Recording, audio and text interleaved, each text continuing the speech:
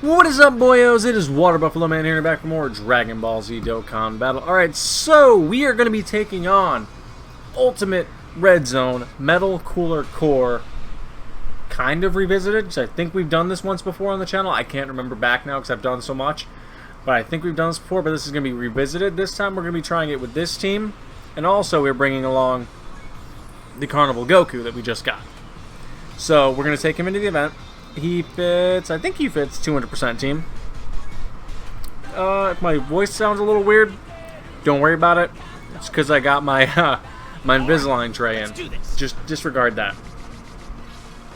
Alright, so let's take on the Metal Cooler Core. Alright, we got the animations again. Hang on. Ready when you are, Vegeta.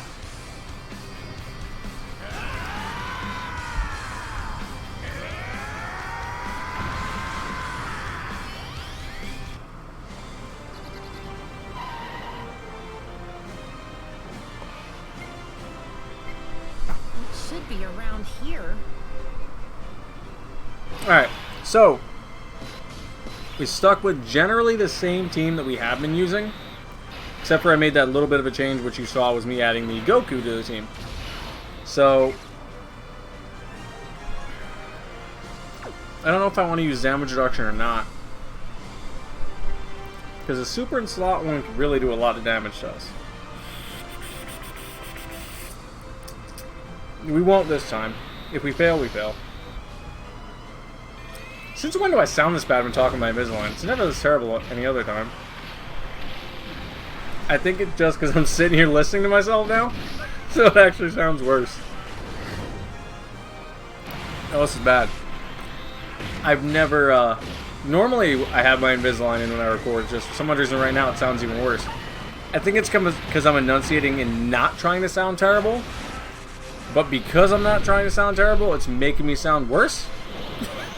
I feel, yeah, it's hilarious. That's we only have 7 charges to finish this guy off. Well, 2 more turns. Or he'll transform into the core, which then we have to fight the core, which at that point we'll probably be using damage reduction.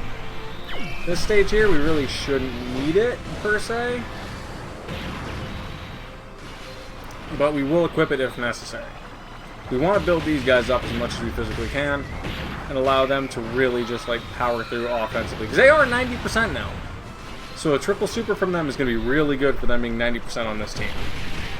We also really want to allow, realistically, any of the Goku and Vegeta units on this team, we want to allow them to really build up as much as physically possible before that final fight, before that final stage. We want to let them attack as many times as possible. I know that's a common sense strategy with any unit, want to let them build up, no duh, but for the Metal Cooler Core, with how much damage he actually does on a regular basis, you really want to build up that attack and defense as fast as possible. So like I should be allowing Piccolo to take the hits, but I know we're not going to finish him off this rotation, so that's why I'm swapping that off. We're going to go like this. Because Piccolo is going to take a lot of hits at the end of the rotation, so it doesn't really matter too much. That's where he's going to build up his defense.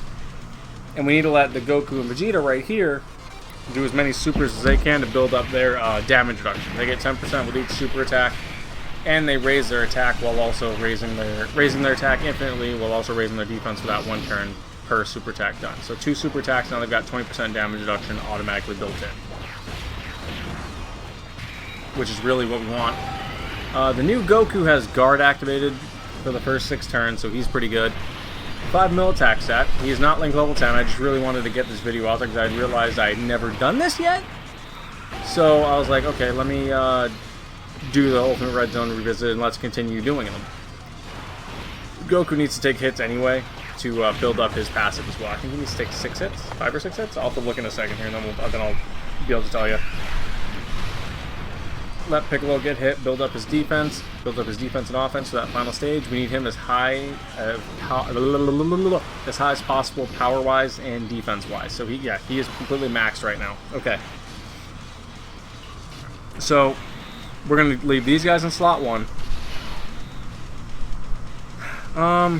See, this is what I'm really struggling with right now, is I need to make sure that mine gets the super attack off at the very end of the rotation, but I also need to make sure that the Super Saiyan 4s get a super attack off. Because if they don't build anything. Whereas these guys have a higher chance of doing like additional supers. And they have the standby skill where the Vegeta just tanks everything. I was hoping they would have supered again to raise their defense, but they didn't, so that kind of blows. But they did raise their defense, I think now 3 or 4 times.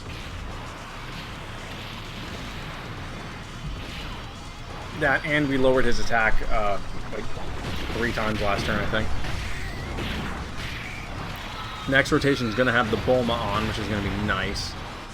Only were able to get 1 super from them, which is not good, but that does now state that they have 4 times they've stacked their attack and defense, which is decent, but not ideal.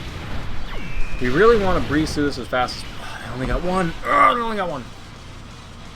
That's not good going into this rotation. Okay.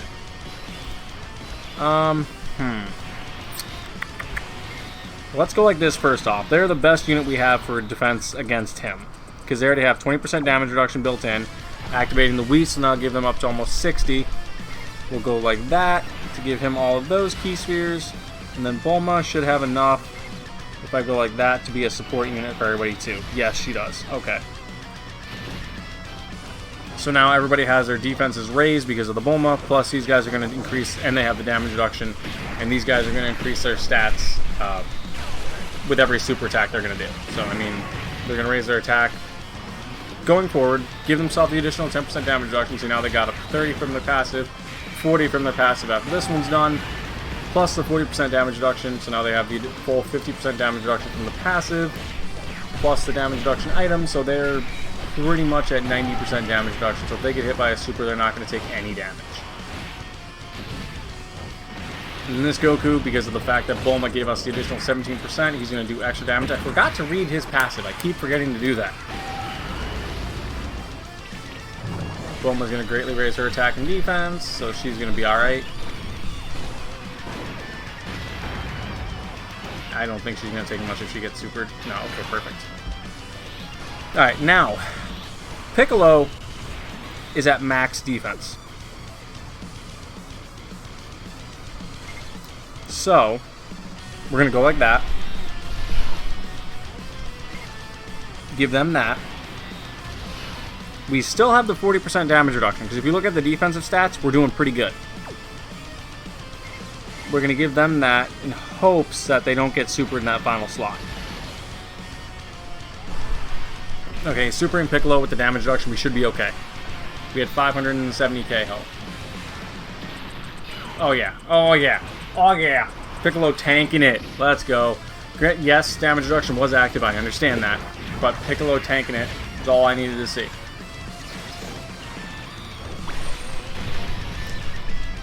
I don't want to use the standby skill if I don't necessarily have to. At least not yet. If we can save it till the end to try to finish them off with it, that would be better. Alright, these guys need to do at least 2 or 3 supers to really build up that defense. They're increasing their crit chance every time they super attack, so they're probably almost at the 50% max right now, or pretty close.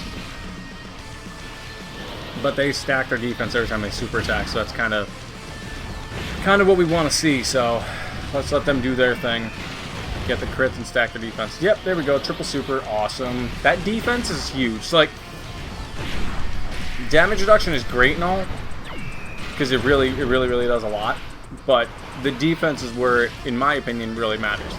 If you have high defense, you're going to tank way more than having 100. If you have 500k defense and 10% damage reduction, you're going to tank a lot more, see, than 50k defense with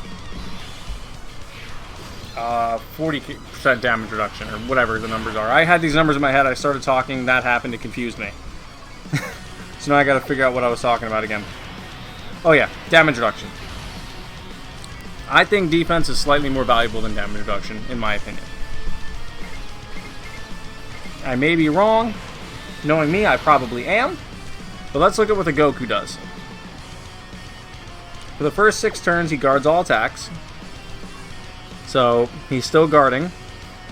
And he gets an additional 59%. Key +1 with each attack received, and 9% up to 59% damage reduction, plus an additional 59 starting from the turn which character receives a 5th attack in battle. And from 9 attacks on, he gets 120%. So he might have crossed that 5 attack threshold after he takes these few hits. Let's see. Yep, there it is. His defense just went up. So now Goku has his max defense from his passive. And now we can just continue to stack defense with him every time he supers. Only on his 18 key.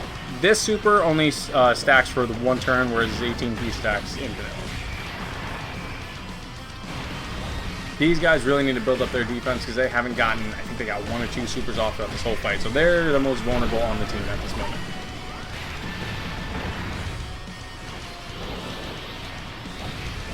I know I only have the 1 damage reduction accurate at 40%, but I'm hoping they'll be able to tank this turn. Okay, yep, they're alright. Are they going to finish them off with a basic attack? They are. Okay. A little bit of anticlimactic, but hey, we got him. Metal Cooler Core is down. And there you go, guys. That is the Ultimate Red Zone Metal Cooler Core Revisited. So thank you guys for watching. That wasn't as cool as I'd like it to have been. I wanted to have some dramatic finish, but we didn't get it. But thank you guys for watching, and I'll see you guys next time for more Dragon Ball Z Dokkan Battle. See you guys then.